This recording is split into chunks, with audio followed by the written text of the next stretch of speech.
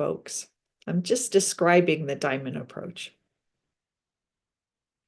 So the diamond approach, we look at what's in the way of our being our authentic selves, accessing our deepest nature.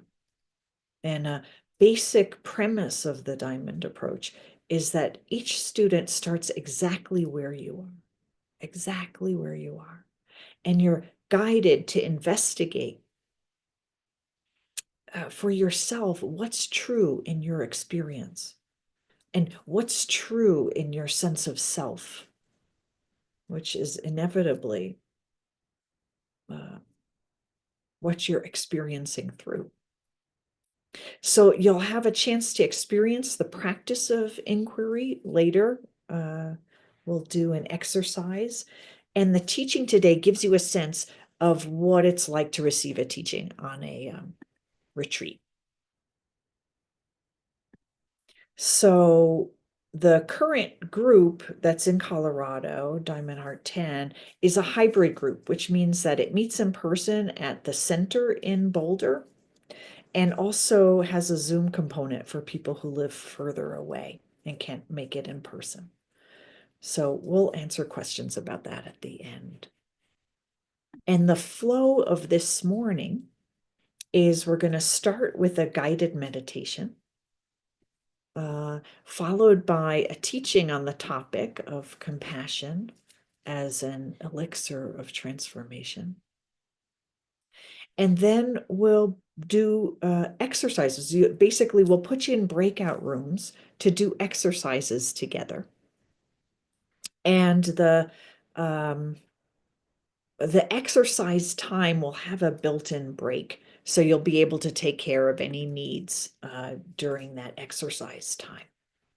And then we'll come back after the exercise for questions and comments. And then we'll answer questions. For people who are curious about the Colorado group, you can stay or not. If you're not interested, you don't have to stay. But we'll answer questions about the Colorado group after. So you probably noticed that we're recording. So the recording is for people who weren't able to make this in person. So as long as you're muted, your face will not be in the recording. So that's why we have you muted. So the teaching alone will be what's sent out publicly to those who signed up but couldn't make it, so that your confidentiality is safe. And then I'm recording the questions and comments for my own learning and supervision, but that will not be made public. So just want to give you a heads up on that. So let's start with the meditation. I want to invite you to take a little time to find a seat that's comfortable, relaxed, and also supports your uprightness. So you could imagine it. The uprightness, sometimes people end up being tense because they're trying to make themselves upright. So I want to invite you to really just land in your sits bones, your pelvic bowl on the chair, maybe your feet on the floor, and then allow the natural dignity of your being to straighten your spine without forcing it straight.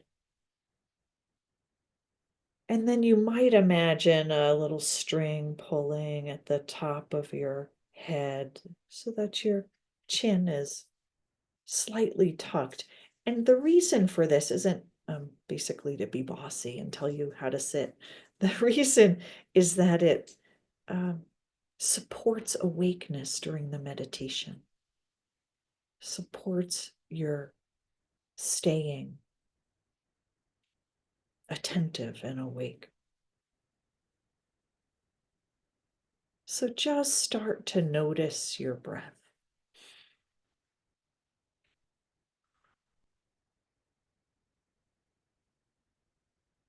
And I'm just going to guide you through a sensing practice. So start by sensing the soles of your feet. If they're on the floor, feel the contact with the floor and the texture of the floor. Maybe it's a rug or a sock or a wood. And just become aware of all the sensory data in the cells on the soles of your feet that are aware of the environment it's touching. So you're allowing all that sensory data to come into awareness. So you might become aware of the temperature of your feet, the weight of your feet on the floor, and sensing all the cells in your toes, and the balls of your feet, and the arches, sensing the heel, and including the top of the feet. Maybe you feel air or socks on the skin, and then inside the feet. So your awareness is penetrating not just the exterior cells, but also what's inside your feet. And it's not that you're thinking about your feet, you're just allowing your awareness to flow into your feet and touch all the sensations, bring them into awareness, inviting them into awareness. And with your feet now, perhaps pervaded by your awareness, allow your awareness to rise into your ankles, sensing whatever's there, even if it's pain, just allowing the awareness to be with it, and allowing your awareness to now expand up into your calves and your shins.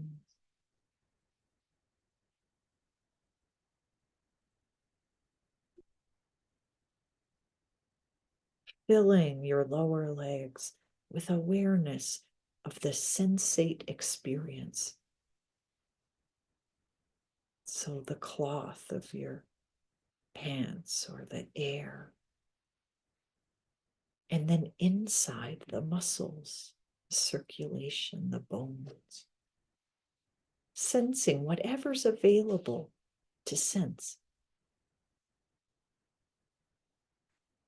And allowing your awareness to rise into your knees, your kneecaps, the inner knee, the crooks of your knee, the outer knee.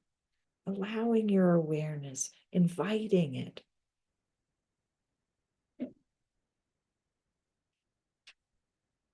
to be with all the sensory data in your knees.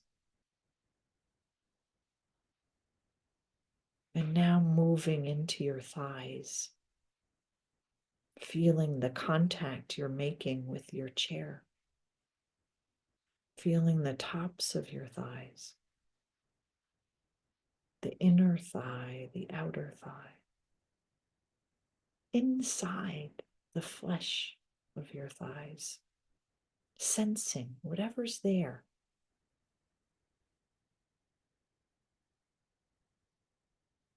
You might notice energy, you might notice tension, just being with whatever for you is the truth of your sensory experience.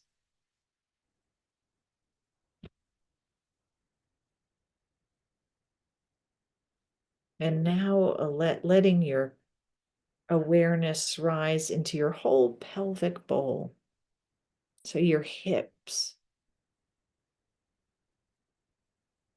your rear end, all the contact you're making with the chair. So your whole lower body is invited into awareness. And now bringing attention to your fingertips.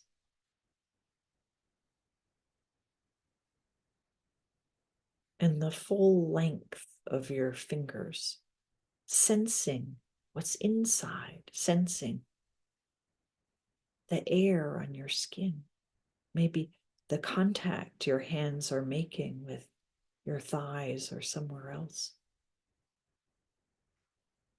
Sensing whatever's there,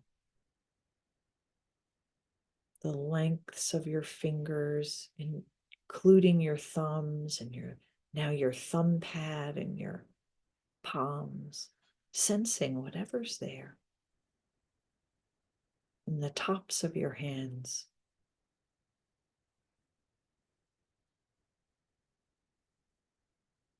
And into your wrists.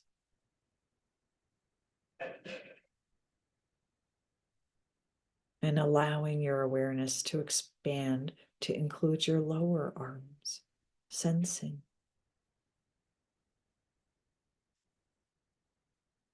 The inner arms, the tops of your arms, whatever sensations are there. Inviting sensation into awareness, allowing the awareness to flow into your arms.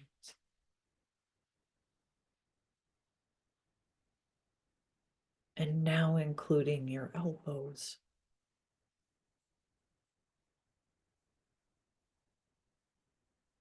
The outside, the crook. Everything you feel in your elbows.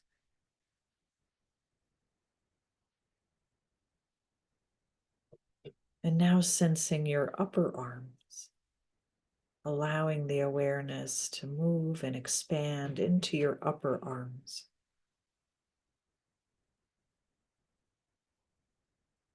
So you can sense whatever's there. The cloth on your arm, the air, the insides of your arms, and your arms all the way into your shoulders, feeling your armpits, the tops of your shoulders, your shoulder blades, the front of your chest. Just inviting all that sensate experience into awareness. And allowing your awareness to descend into your torso.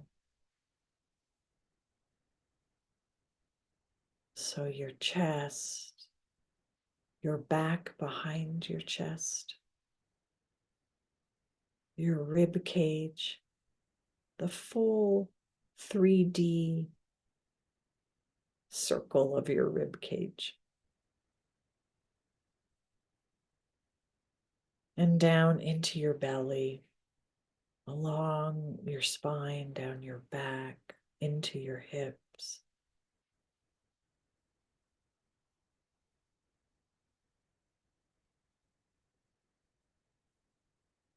Feeling whatever's there in your belly, your solar plexus, sensing.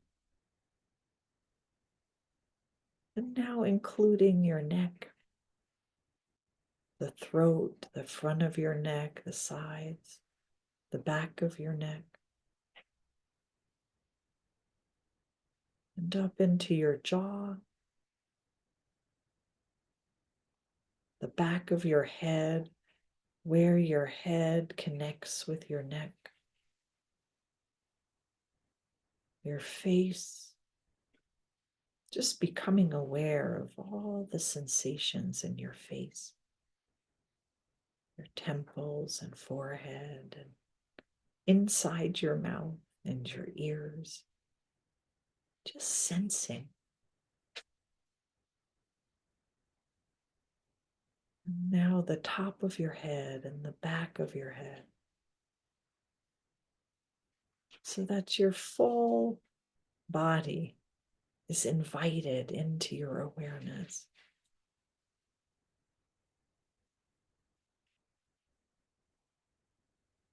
And you can notice your breath moving in and out of your body.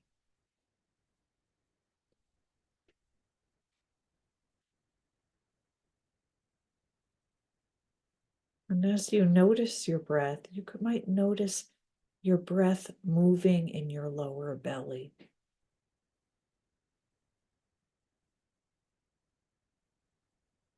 So allowing the attention to start to pool and concentrate in your lower belly.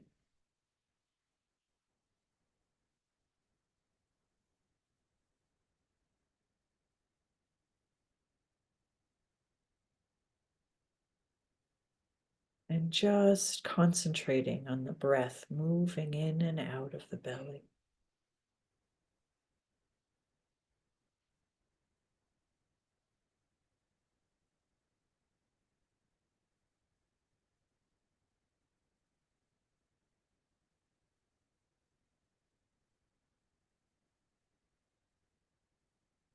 And you might become aware of listening.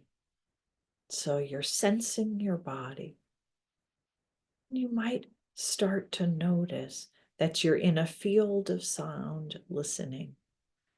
There's my voice, but there may also be all kinds of sounds, room noise, traffic, wind. Just start to notice that part of what you're sensing is sound, and that there's awareness aware of sound. And when you're ready, you can open your eyes and become aware of looking. Aware you're in a field of color and form. And as you look, you might notice there's a screen with other people. Becoming aware of that. And seeing how that impacts your experience of yourself, impacts your interiority when you start to notice, oh, I'm in a space also virtually with others. So I'm going to read a poem. And I invite you to stay close to your own experience. Right? You might note your experience now after the guided meditation. And you might notice if anything's different than it was when you first sat down. And just notice the difference if there is one. And so as I read the words of the poem, I invite you to keep your gaze inward. Focus on your experience of yourself, the sensing of your body. And you could see how the poem impacts you. Maybe your heart is touched. Maybe it bothers you in some way. I invite you to be with the truth of your experience, whatever it is. And in fact, that's the invitation throughout this webinar. To sense your body, be aware of looking, be aware of listening, stay close and curious about your own experience. So the poem is called Kindness, and it's by Naomi Shihab Nye.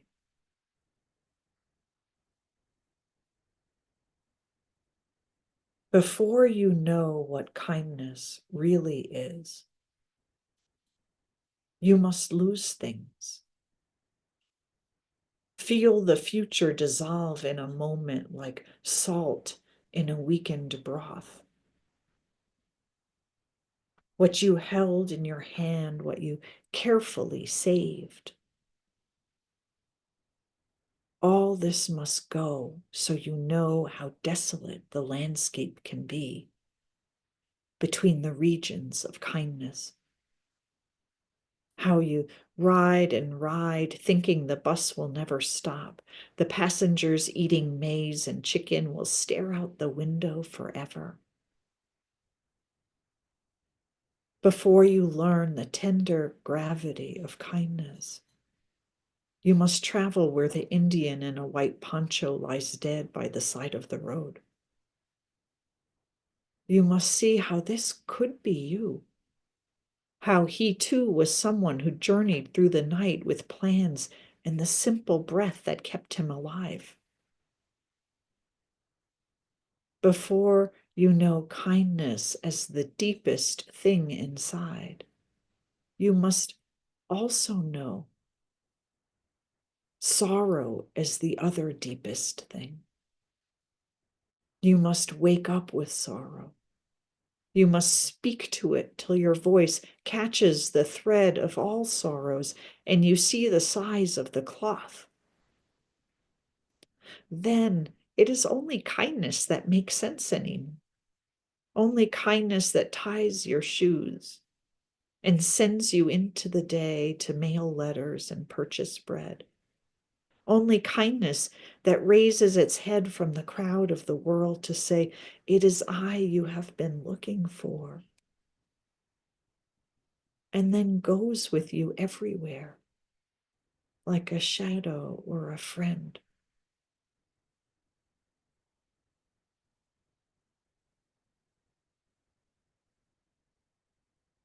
Just see where you are in this moment, how you're impacted by the imagery and message in the poem. Check in with what you're thinking, feeling, sensing in your bodies.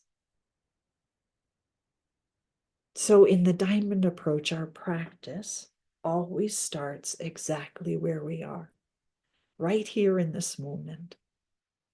So, we can do that in this moment, just checking in, keeping track of our experience, making room for ourselves and our current state, whatever it is.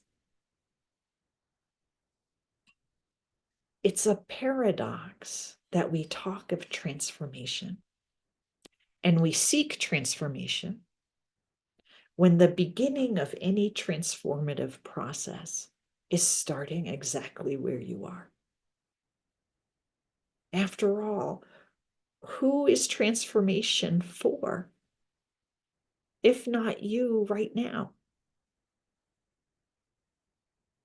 Maybe we're seeking transformation because we recognize we're not living fully, or that we're not living fully authentically, not really fully ourselves. Or maybe we're struggling with things in our lives and we sense that change is needed.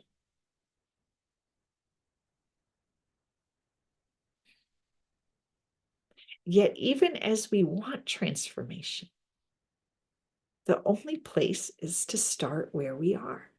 So we don't leave ourselves behind as we seek transformation. So that's a paradox because transformation can't happen while we're rejecting ourselves. Fixing ourselves is not real transformation because it's based on our current ideas or in ideals about how we should be. So fixing ourselves, self-improvement projects keep us circling around in the same frame of mind. It's like that Einstein quote, we can't solve our problems with the same thinking we used when we created them. So rejecting ourselves or manipulating ourselves to meet some ideal we have in our mind doesn't actually transform us. Usually we end up circling around in the same pond of self-rejection. And this only keeps us in a pool of suffering. So, whatever transformation you may long for, it's the person you are now that's longing for it. And that person you are now, who may be struggling, who may be wanting change, it's this person you are today who needs your kind attention, who needs the elixir of compassion to tend to your suffering and dissatisfaction. What if we pause the self-improvement projects just to look with an open, kind heart at this person we are today? So, the qualities of compassion or loving kindness include a receptivity and attunement to what's happening. So, moving towards ourselves with that kind of attunement, receptive to what's here. So, compassion has a kind of gentle, soft, open heartedness to what's here, to what's arising. And the receptivity has a sensitivity, heartful sensitivity that's open and kind and generous, a feeling of wanting to give, to tend to. When compassion is arising, our sensitivity is empathic, attuned, caring, a loving movement to tend, like a gentle caress. So compassion can feel like a balm, a sweet, calming presence, soothing our hurts and smoothing out the jagged edges of our anxiety. Its gentle presence can be soothingly cool like menthol, calming our soul's troubled state and the fears that won't stop, and the tears, too, that won't stop.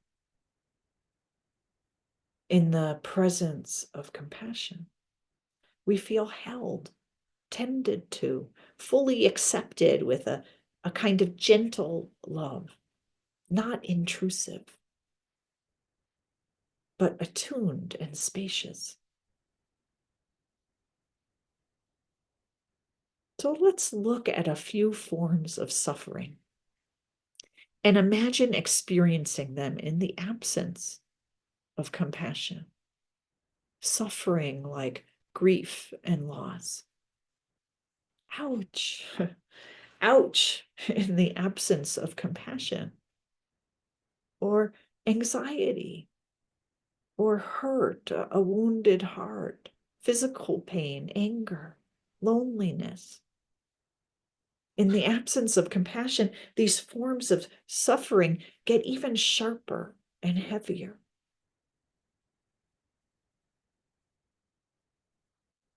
And now imagine feeling these things with someone there whose heart is open and relating to you with kind, loving attention. Someone whose heart is available to be with you in your grief or your anxiety, has understanding and compassion for your anger, even, or your loneliness. What happens when you imagine your suffering being met with that kind of loving kindness? Not a hint of rejection, just a kind, loving presence that wants to tend to you and understand you, that's open to you, that wants to know the truth of your experience. Can you imagine that? Maybe you've experienced it. As you imagine being met with compassion, you might see how your suffering could possibly soften or ease in the presence of loving kindness, because maybe become more tolerable. Even if the source of suffering remains, the grief remains, the anxiety is still there, being with the suffering in the presence of compassion eases it, creates a spaciousness around it, an atmosphere of love so that the pain softens, melts, maybe flows a little, rather than being so fixed and unassailable and overwhelming. It's good to have a loving, empathic friend when you're suffering. And I'm sure we have all experienced times when there wasn't somebody attuned to us the way we needed them to be. So, how can we cultivate our inner friend?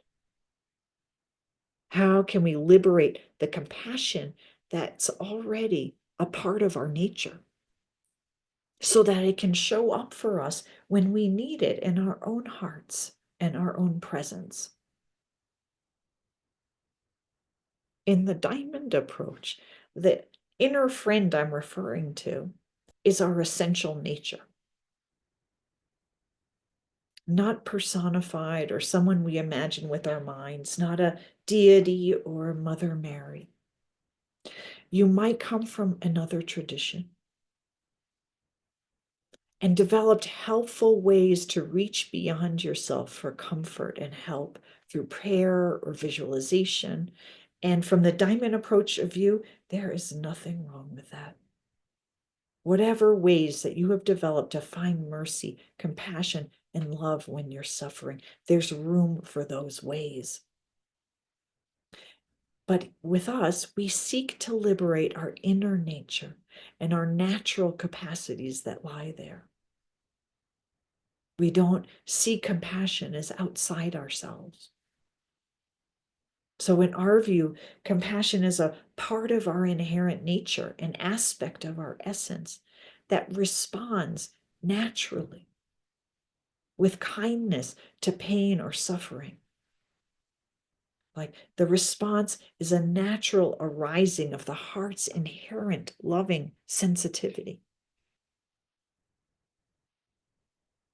It's true that sometimes visualizations can actually support or call forth the arising of our innate essential compassion. So, in the diamond approach, occasionally we do visualizations, but our main practice is inquiry into our present moment experience. Inquiry into what's arising now actually meets us exactly where we are. Already, that's sort of radical, because in meeting ourselves exactly where we are in inquiry means we're not messing with ourselves in our usual fashion. And interestingly, paradoxically, if we refuse to skip over and ignore exactly where we are, our inquiry can lead us through the many conditioned layers of our personality to the very nature of our being, the nature of what we are as spiritual beings. And when we start where we are, our awareness and presence can meet us where we are,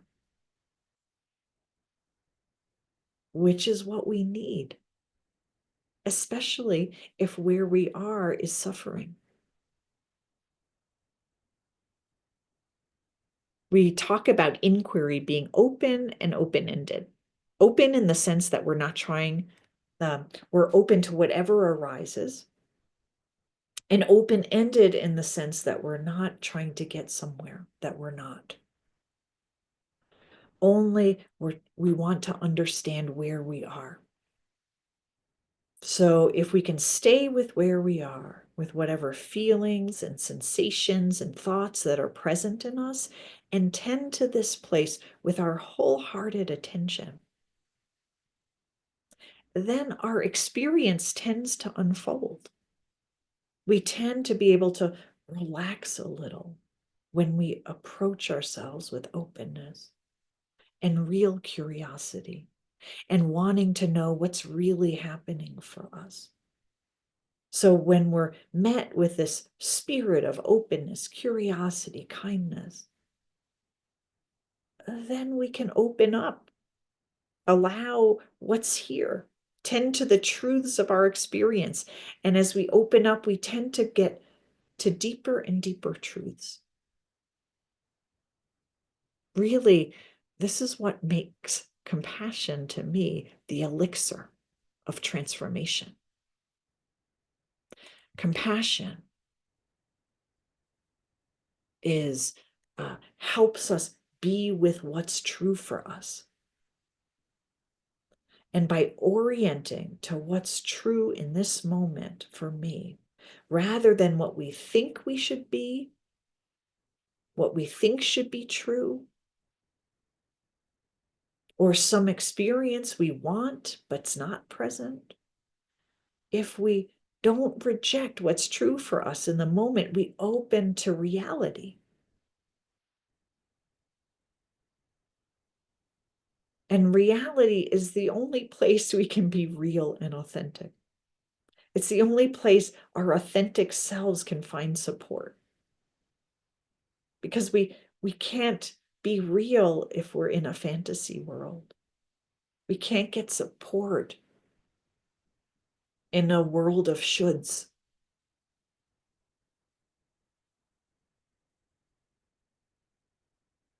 We can't grow and develop and mature in a world that's not real. That's our mental construction. So transformation is only possible if we reckon with the truths of our human life, no matter how challenging they are. And human life can be incredibly hard sometimes. And Buddha said it thousands of years ago. Suffering is an inevitable part of human life. So being in reality means at times suffering losses, difficult emotions, unfulfilled wants and needs, reckoning with our limitations. These things are unavoidable in a human life, and they're infinitely more workable in the presence of compassion. So compassion helps us be in the truth of our lives. And being in the truth of our life, we become real. And following the truth in the now through inquiry, we can get to deeper and deeper truths all the way to our essential nature. And one truth for us, many of us, is that we have trouble accessing compassion for ourselves. Our hearts might open easily for others, right? For our pets or our children, for people who have no home or people who are hungry or sick or disabled. We might easily feel compassion for certain others. And somehow we ourselves are an exception to our compassion. If we have trouble feeling compassion towards ourselves, then our natural compassion is blocked, we could say. It's not that we don't have it. You could say our compassion is conditional and we're somehow an excluded condition. The main block to compassion for most of us is our tendency to avoid feeling pain. It's a natural animal thing to avoid pain and seek pleasure. So even our penchant for avoiding pain is worthy of our compassion. The practical problem with avoiding pain is that the defenses against pain block the flow of compassion. So if our hearts are defended against pain, our hearts will be defended against our own inner nature. If we're sad and are distracting ourselves, keeping ourselves from feeling the sadness, then compassion can't arise in response.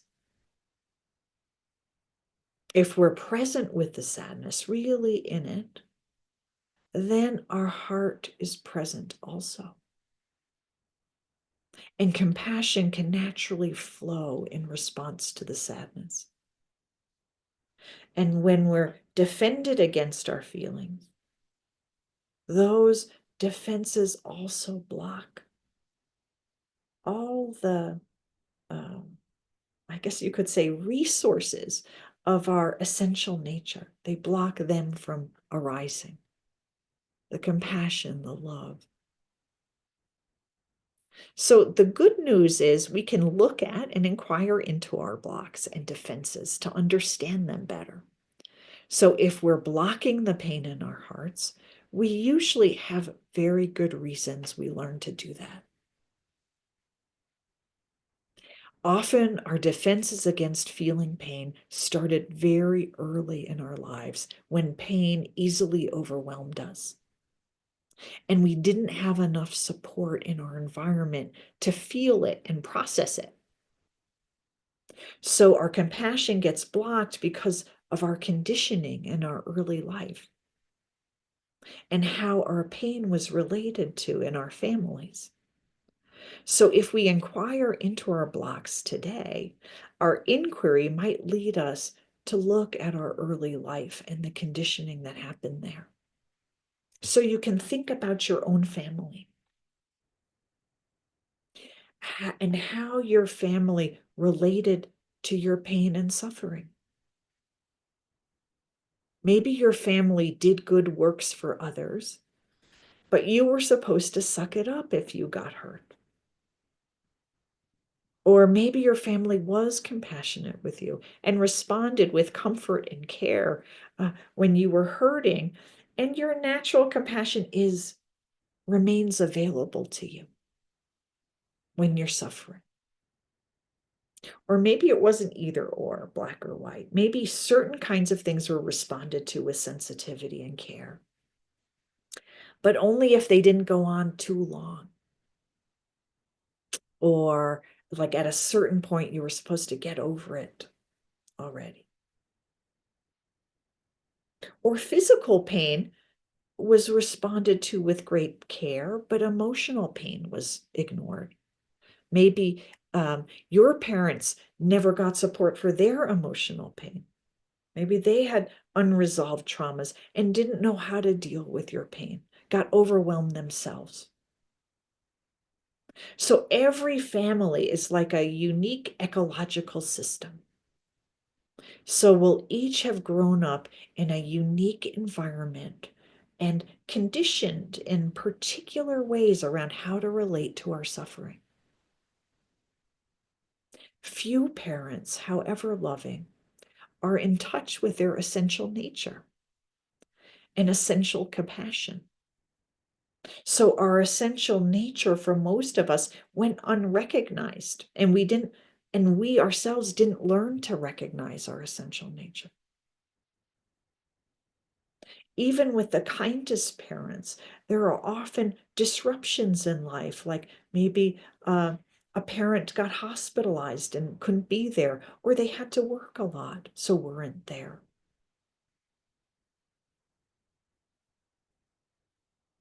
So there were times when our suffering and hurt, whatever our history, there were times when that was met imperfectly or not met at all. And some of us may have even been rejected when hurt. Like we might have been told to go to our rooms if we were going to cry. Or even some people were told, I'll give you something to cry about. So many of us learned there was no help for us when we were hurt, and that our suffering was a problem for others. And we learned to reject it ourselves or to minimize it, basically, not relate to our suffering with an open hearted, loving kindness. So we often treat ourselves how we were treated. We internalize those parents and treat ourselves the same way. And we learn to relate to our pain through how our early caregivers related to our pain.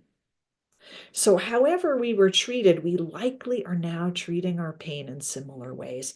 And those end up being blocks to loving kindness. And we can start to inquire into our own particular ways to help see through them, help understand why they made sense in a perfect, in a certain time and place, right? Well, all the defenses we developed made sense at a certain time and place. So we might even have some compassion for the young one who had to figure out how to deal with life in the absence of compassion. But we can perhaps start to see we no longer need to conform to our family's ways when dealing with ourselves. And maybe the way we learn to relate to our pain and our own suffering wasn't the kindness most helpful way. And as we look at our patterns around relating to our own suffering, perhaps we'll start to see possibilities beyond those patterns and habits of relating to ourselves. As we understand more about how we internalized how we were treated, compassion for our young selves has a chance to start to flow, that wounded child in us. And perhaps understanding our patterns and their sources, we can open to the possibility of relating to ourselves now with some kindness and compassion so that our souls can unfold, relax, be where they are. Because compassion is a natural response of the heart to pain and suffering. It's it's in all of us. If we don't feel our suffering, we're also blocking the natural response to it, our natural compassion. So, an important door to our compassion is allowing ourselves to feel our pain. And this process of allowing our pain can open a door to where compassion can arise. And as we saw, when compassion is present, the pain is held in a kind of space, a kind, loving space. So we all have our greatest hits for how to avoid pain. You can think of some of yours. Uh, some that I can think of are use of substances, drinking, pot, sugar, binge watching shows, playing video games, scrolling social media, fantasies, daydreaming, changing the subject. This is, what we think of in adult ways, changing the subject from our pain to our to-do list. So think about some of your favorite ways. While they might change the subject on our suffering, they don't address or respond to our suffering. In many cases, they increase the suffering by increasing our self-alienation. So in the long run, they create more suffering. So we wouldn't tell a hurt child, just have a beer, kid, right? Or watching television is the answer. And yet we sometimes treat ourselves that way. So, how to liberate the elixir of transformation, compassion, this innate part of our nature that gets suppressed when we suppress our pain. Every life has suffering as part of it. Trying to get rid of suffering only creates more suffering. Rejecting suffering only creates more of it. Trying to fix suffering, especially the more complex suffering of adulthood, like the feelings after a divorce or a death, is often a form of masquerading, like it's a form of rejection masquerading as help. So, step one in liberating our compassion isn't a step at all. It's starting exactly where we are. Already, that's a compassionate act to say, how am I really? Like a good friend asking you, how are you really? Turning towards yourself with curiosity and interest and care, and giving up for the moment any notion of self improvement. Just wanting to know the truth of your experience. And then as you get closer to how you really feel, allowing all the feelings to arise just as they are. And then as you get closer to yourself and your real feelings, your own natural compassion has the space and possibility and opening to arise. That calming, sweet balm of compassion, helping you be with the challenging truths of your life. Compassion that we all deserve, every living being, including you.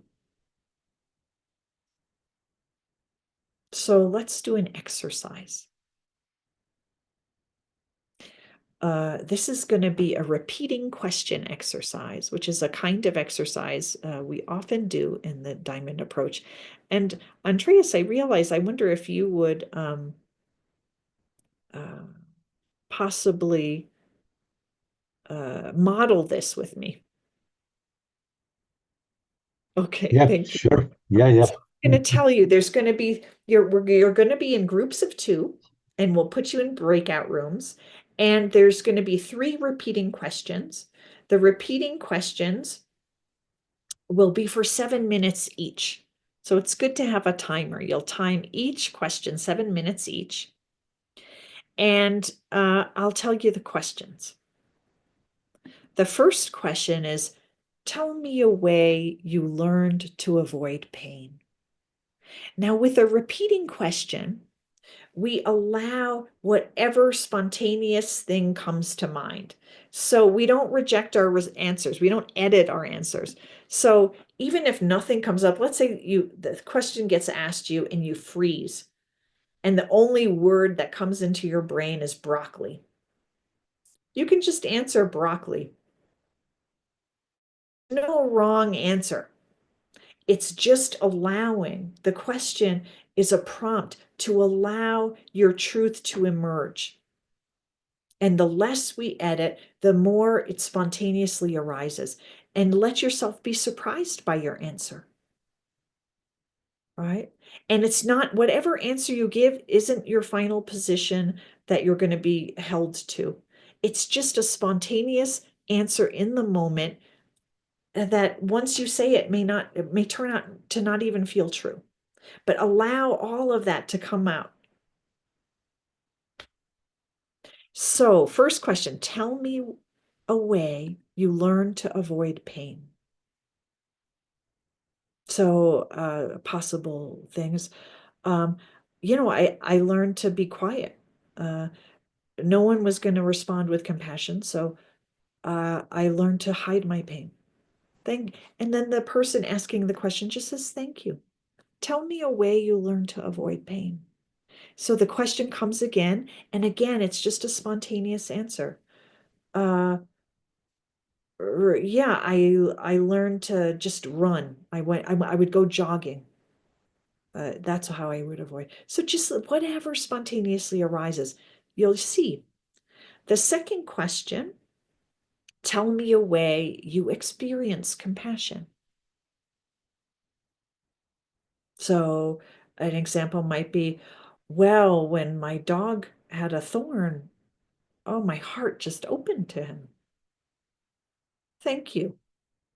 Tell me a way you experience compassion. Again, just a new prompt. You just look again fresh. Uh, Oh, I experience it as the sweetness in my heart. Thank you.